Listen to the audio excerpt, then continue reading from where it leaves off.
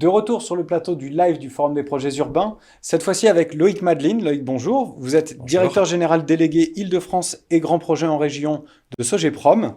Sogeprom a remporté plusieurs succès dans les grands appels à projets récents et travaille énormément sur le Grand Paris. Vous pouvez nous faire un petit survol des grands projets que vous portez? Alors, en effet, tout d'abord, je vais faire un tout petit focus sur le sujet du Grand Paris Express, qui est quand même le sujet qui permet aujourd'hui de développer beaucoup de nouvelles zones urbanisables. En effet, il faut savoir que les surfaces représentées à travers les périmètres d'aménagement autour des nouvelles gares représentent globalement plus de un chiffre supérieur à la superficie de Paris intramuros. Donc c'est quand même un projet considérable et qui va structurer pour les prochaines années et même les 10 ou 20 prochaines années toute la région Île-de-France. C'est un projet en plus qui irrigue toute l'Île-de-France. Non seulement le nord-est à travers les lignes 15, 16, 17, mais aussi tout le sud de l'Île-de-France, la ligne 15 sud qui sera bientôt opérationnelle, mais aussi l'ouest. Les prolongements des halles à l'ouest de Paris permettent aussi de rapprocher tout l'ouest de Paris, de la Défense et du centre de Paris. Donc c'est vraiment un projet à l'échelle de l'Île-de-France colossal en termes d'aménagement urbain et qui livre aujourd'hui énormément d'opportunités. On a l'habitude de qualifier ce projet du Grand Paris Express à travers 4 grandes thématiques. Le grand projet des transports, naturellement. Bien sûr. Le Grand Paris du logement, parce que c'est avec ce Grand Paris Express qu'on va pouvoir créer beaucoup de logements et ce besoin colossal de logements pour la région Dans une Île-de-France. zone, voilà, dans une zone qui est en forte pénurie de logements. Ouais, tout à fait. Ouais. Et puis, ce Grand Paris des JO aussi, qui est très lié au Grand Paris Express et qui va aussi structurer l'Île-de-France, parce que au-delà des constructions, du village des athlètes, du village des médias, il y a aussi toute une panoplie de petits sujets d'infrastructure, de passerelles qui vont franchir l'autoroute A1, etc., qui vont structurer et couturer l'Île-de-France. Et puis, quatrième thématique, c'est un peu le Grand Paris universitaire et de l'enseignement. On peut imaginer que Paris-Saclay aujourd'hui, 14e au classement de Shanghai, Puisse monter un petit peu, puisse prendre quelques continuer à places, monter. Et cette rayonner. place rayonne aussi par l'arrivée de la ligne 18 qui va desservir le plateau de Saclay. D'accord. Voilà un peu ce panorama autour des lignes du Grand Paris Express. Et vous avez donc quelques projets dont vous pouvez nous parler? Alors, je vais citer 2 projets un petit peu emblématiques. Le premier projet, c'est le projet à cheval sur les communes de Thiais-Orly, le projet Parc en Seine, qui est piloté par Link City et CDC Habitat. Mais nous sommes associés, comme Bouygues Immobilier, à ce grand projet d'aménagement qui est vraiment un projet de gare. C'est un projet de transformation de friches industrielles qui va se situer autour de la gare de la ligne 14 Pont-de-Rungis. Donc ce projet n'a d'existence finalement que parce que la gare de métro va arriver. C'est un projet assez colossal qui va permettre le développement de plus de 4000 logements. Et c'est un projet intéressant aussi parce que on a dans ce grand projet urbain un équipement structurant à travers la scène digitale, donc équipement structurant à l'échelle du quartier. Donc c'est un vrai bel exemple de restructuration de friches industrielles qui arrive et qui pour émerge redonner grâce à la un ligne, quartier. aux lignes de métro. D'accord. Donc voilà, donc premier sujet assez emblématique pour nous. Second sujet, c'est le village des médias. Donc dans le cadre des JO Paris 2024, nous avons gagné avec De Mathieu et Barre Immobilier un des lots lancé par Solidéo en consultation. Et là, il s'agit de créer provisoirement des bâtiments qui vont abriter les médias et ensuite un véritable quartier.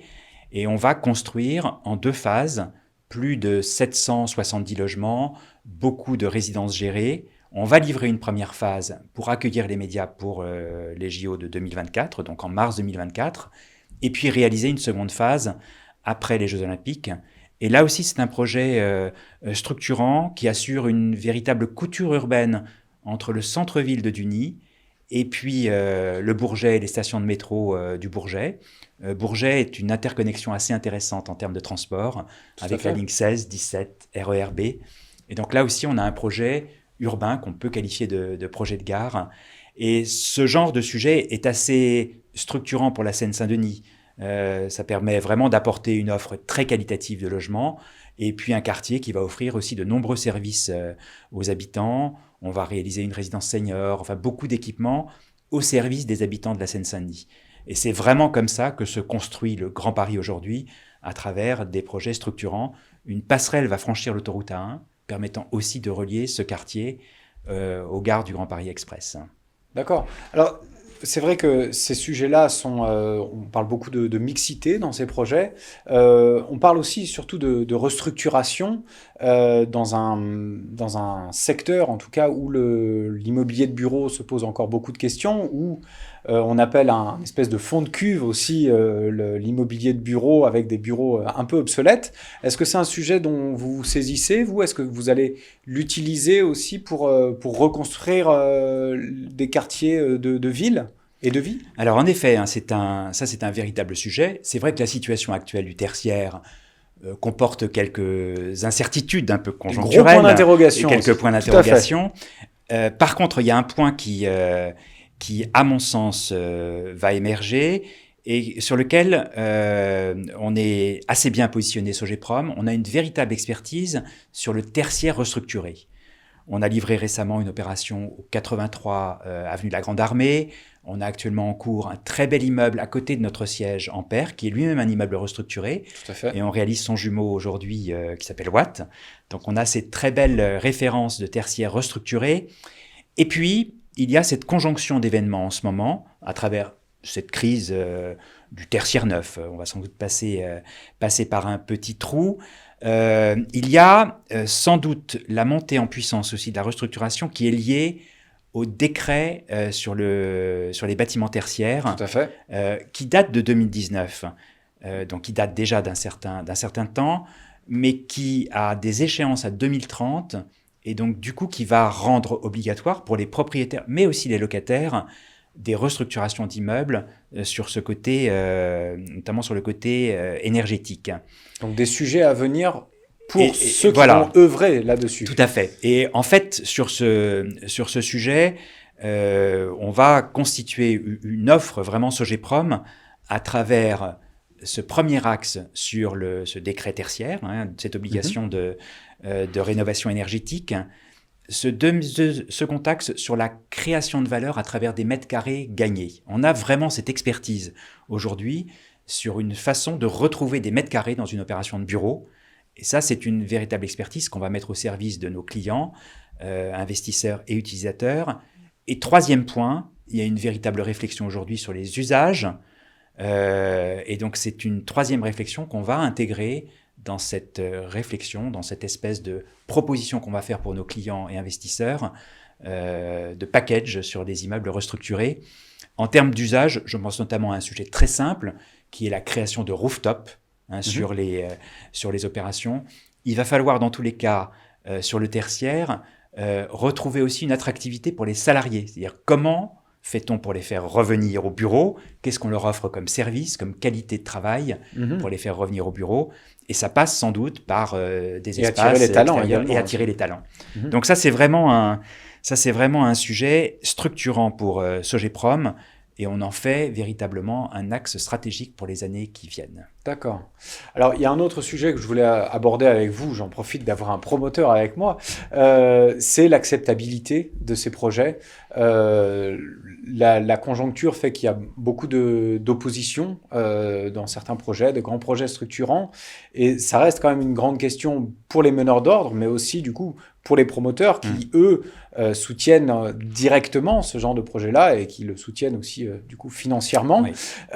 Comment est-ce que vous faites chez Sogeprom, pardon, pour rendre plus acceptable un projet? Quelle piste est-ce que vous voudriez développer? Alors, c'est une véritable difficulté qu'on rencontre tous aujourd'hui, nos confrères et nous. Donc, on a beaucoup de projets qui sont arrêtés aujourd'hui par un problème d'acceptabilité par les élus, les collectivités.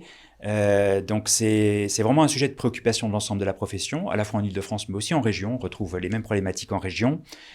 Donc aujourd'hui, même si on considère que, enfin, d'un point de vue professionnel, en fait, c'est le PLU qui doit être la norme acceptable par les élus des collectivités, mais on se rend compte que la réalité est quand même un peu différente aujourd'hui, où il y a beaucoup d'élus qui souhaitent redéfinir des règles projet par projet et non pas prendre la règle générale du PLU.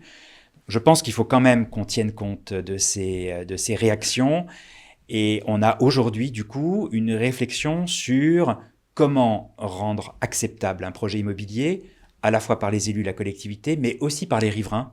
C'est-à-dire quel service, finalement, un projet immobilier peut apporter aux riverains, aux gens du quartier. Finalement, ce n'est pas qu'une contrainte de construction avec des camions dans la rue, etc. C'est Mais pas un ce qui nous fera le plus projet, peur, en fait. mais un projet immobilier, c'est aussi une halte garderie, une crèche, un espace commun pour les gens du quartier, et finalement un ensemble de services qu'on va pouvoir mettre à disposition des riverains et des collectivités. Je citerai à titre d'exemple un gros projet que nous avons démarré à Cergy-Pontoise, et c'est un projet d'aménagement d'ensemble et qui regroupe beaucoup de résidentiels, mais ce résidentiel a été rendu acceptable aussi parce que on a un petit immeuble tertiaire, on a un centre médical, une crèche, une résidence pour étudiants, des rues qu'on va rétrocéder à la collectivité ensuite, et donc finalement, on a beaucoup de services apportés aux riverains et à la collectivité, et je crois quand même beaucoup à cette notion de création de valeur pour les territoires. Sur ce projet de Cergy-Pontoise, on a cet immeuble tertiaire qui va apporter de l'emploi pour le quartier. Et donc cette notion de création de valeur pour le quartier est une notion importante à l'avenir. Et on a vraiment cette réflexion de comment rendre ces projets acceptables. D'accord, ben on vous souhaite en tout cas que tous vos projets soient acceptés, hein, c'est toujours ce qu'on souhaite. Je vous remercie Loïc Madeline d'être intervenu pour ce live FPU. On continue avec les sujets suivants.